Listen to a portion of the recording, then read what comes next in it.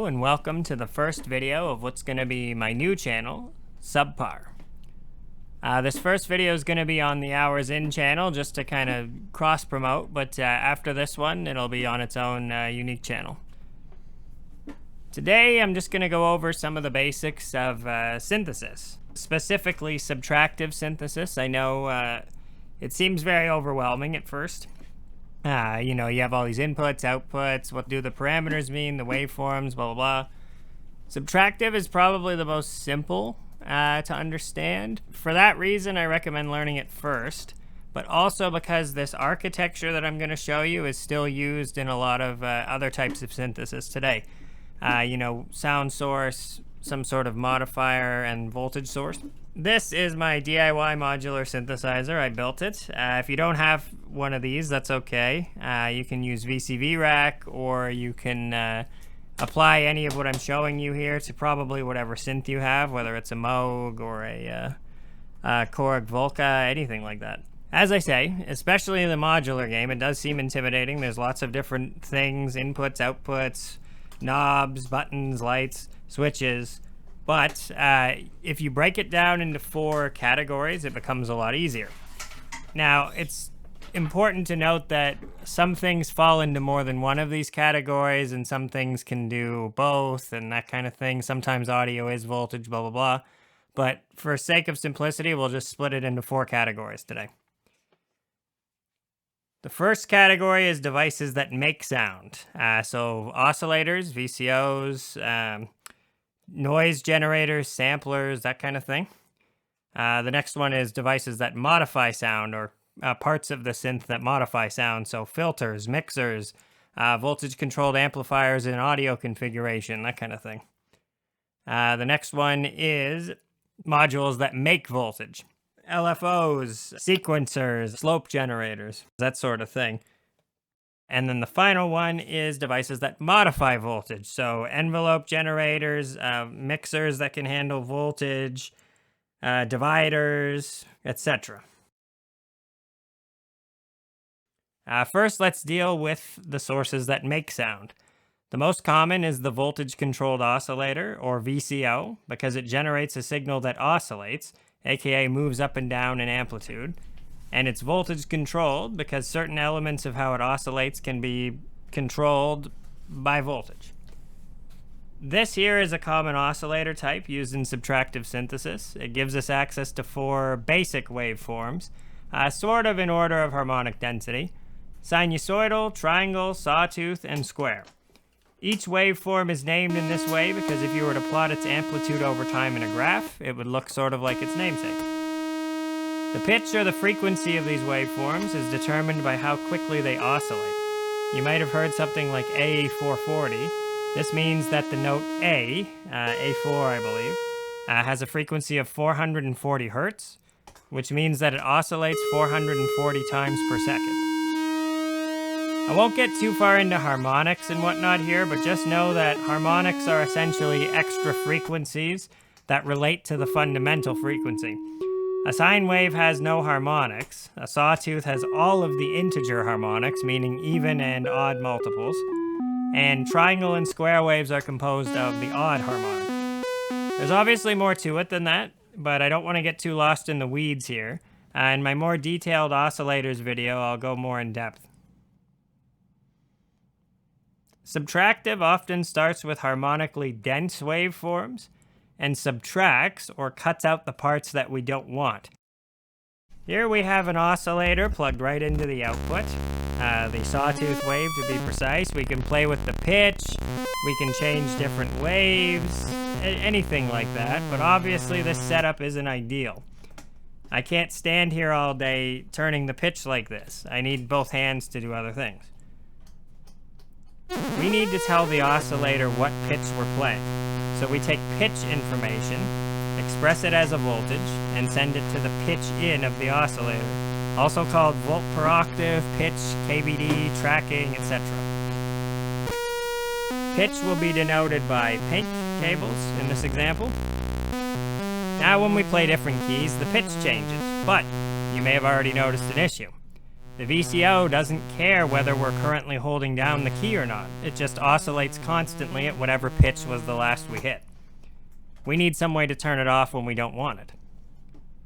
For that, we typically use a voltage-controlled amplifier, or VCA.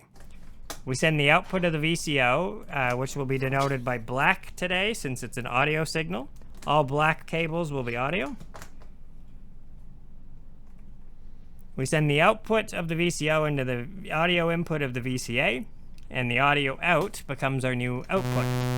Now we have a little volume knob that we can use to turn the volume of the VCO up and down. But, like before, we don't really want to be standing here all day turning the volume up and down every time we hit a key. As you may have guessed, the VC of VCA means that this particular amplifier is voltage controllable. And fortunately, we have the perfect voltage to control it with.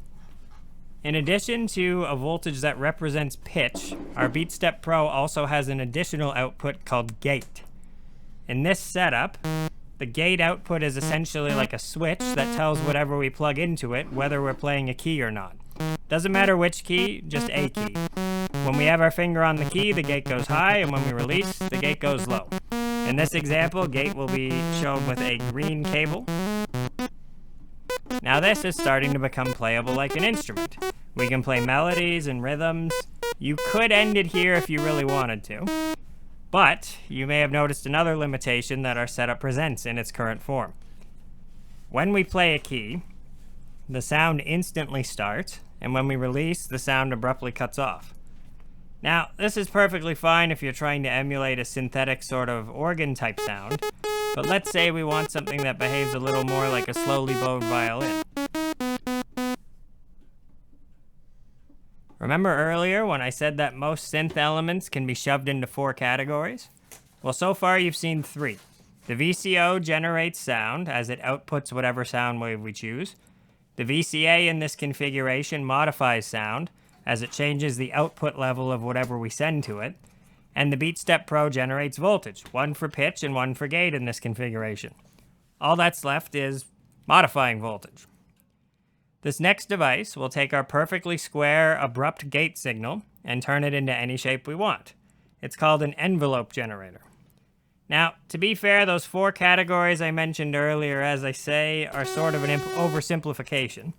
It could be argued that an envelope generator actually generates envelopes.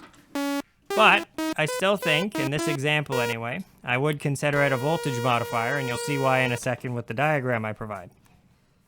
First, some terminology. What is an envelope? To simplify things, we'll say that an envelope is how a signal changes over time.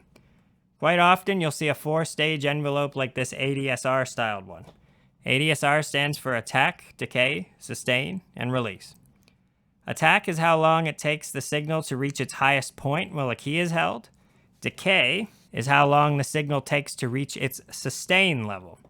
Notice I say level. Sustain, unlike the other stages, is not measured in time, but instead in level or amplitude, usually a percentage.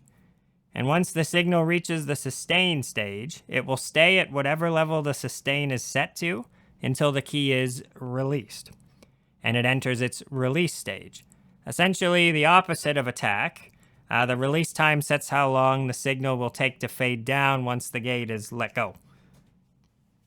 If that sounds like a lot to understand, it's probably easier to understand via the diagram, as I say, and then I'll show you. First, we need to modify our setup a little bit here. Right now, we have the gate signal going straight into the level control of our VCA. Since we want to change the gate, we need to take our gate output and route it to the gate input on our envelope generator. Then we take the envelope's output and put it back into the VCA's level control. Now in this setup, it can be argued that we are modifying the gate signal.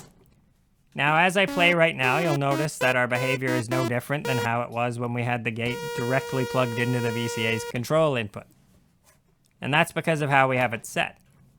Right now the attack is all the way fast, and the decay and the sustain are all the way up. And the release is also all the way fast. This means that when we press a key, the sound will instantly reach its full volume, then instantly go to its sustain level of 100% and stay that way until we let go of the key, in which case it will cut out abruptly, just like before. Going back to the violin-like sound we wanted, let's think about how a slowly bowed violin sounds. The violinist can start bowing lightly and gradually get harder and harder until they're at a level they like. Then they can sustain that. In other words, we want a long attack. I'll set the decay and sustain here just sort of arbitrarily, and then let's think about the release stage. This one's a bit tricky since a violinist can do many different things when they release a note. But for the sake of this example, let's say that they're playing in a big echoey room and they only partially mute the strings after release. Let's turn up the release so the notes ring out a little bit after we let go of the key. And there you have it. Obviously it doesn't sound exactly like a violin, but you get the idea.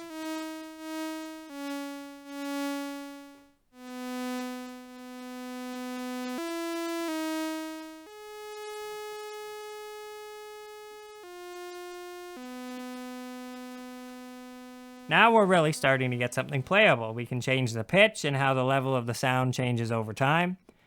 But the actual tonality of the sound itself still sounds very static, synthetic, almost like an old computer game or something. One way we can further sculpt the sound is to use something called filtering.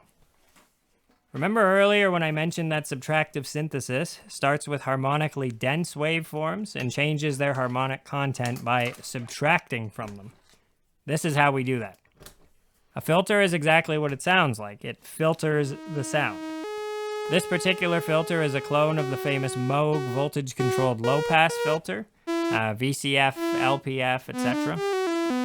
It's called a low-pass filter because it allows only what's below the cutoff frequency to pass. If we patch our oscillator's output into the filter's audio input, then the audio output of our filter into the VCA, essentially inserting the filter between the VCO and the VCA, we can start modifying the sound by cutting out some of the upper harmonics. Just like with the envelope, in this configuration, you probably won't notice much of a difference in sound. That's because the filter's cutoff frequency is so high that it's allowing all, or technically most, of the harmonics that we can actually hear to get through.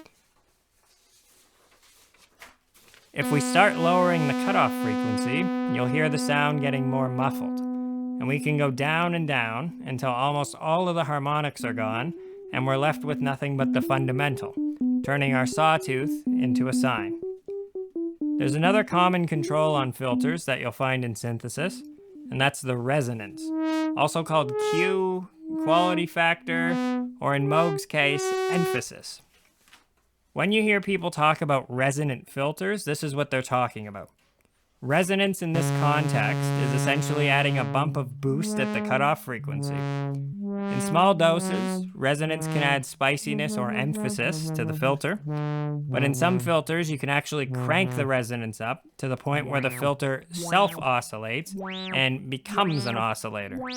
So much so that even with nothing plugged in, the filter generates its own sort of glassy-like sine tone. Let's back everything off for a minute and adjust everything to taste. We can get some movement from our sound by moving around the cutoff frequency as I play. But I'm sure you can see where I'm going with this. I need both hands to play. So I can't just stand here all day and move the knob. What I'm looking for is some way to move the knob back and forth in a regular pattern. If you were to draw its movement on a graph, it would look almost like a triangle, which looks like, and in fact is, a triangle waveform. Great, so we can just take the triangle wave out of our other VCO, patch it into the filter, and be done with it, right?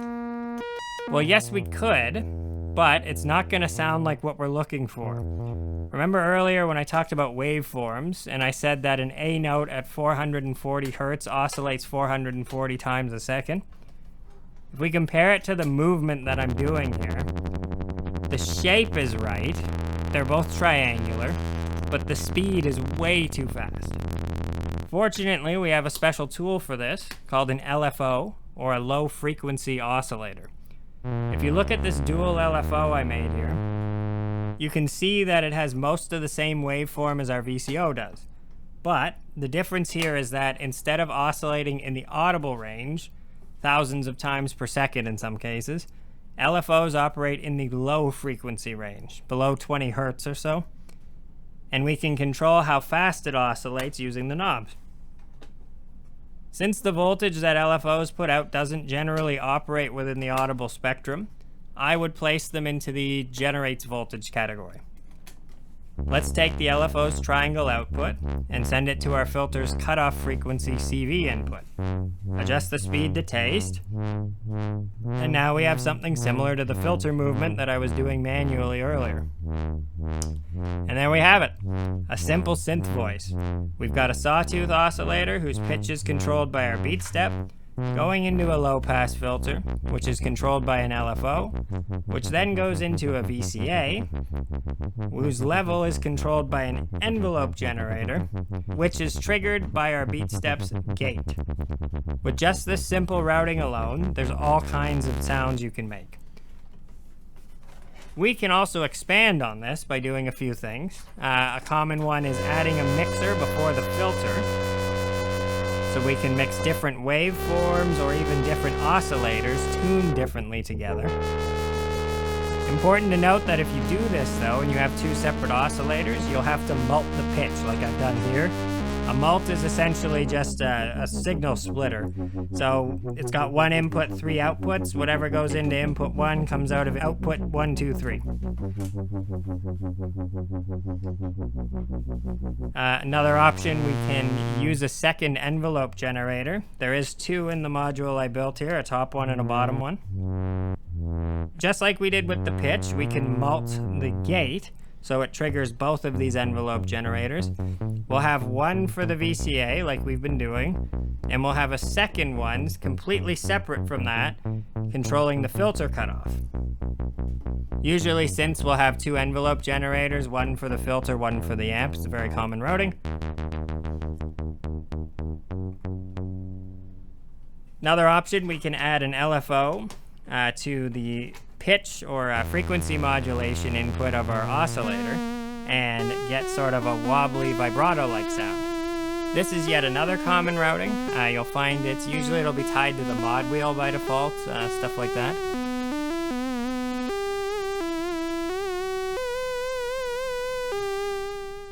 The possibilities are endless, and in fact the routings I just suggested, as I say, come often standard in many non-modular synths. Go wild and have fun. Everything I've explained here is universal. Even if whatever synth you're using isn't necessarily modular or semi-modular, most subtractive synths come standard with these types of routings. Even outside of subtractive, quite a lot of synth architecture actually works this way, as I say. I often tell people to learn subtractive first as a baseline. If you don't have a synth, VCV Rack is free on any computer and has nearly endless amounts of modules to play with too. I hope you found this video useful and informative, and perhaps in the future, I will go a little further depth-wise into each of the components and module types that I've mentioned today. Thank you for watching, and I hope you have some fun playing with your synths. You've been watching Sub-Par Fidelity.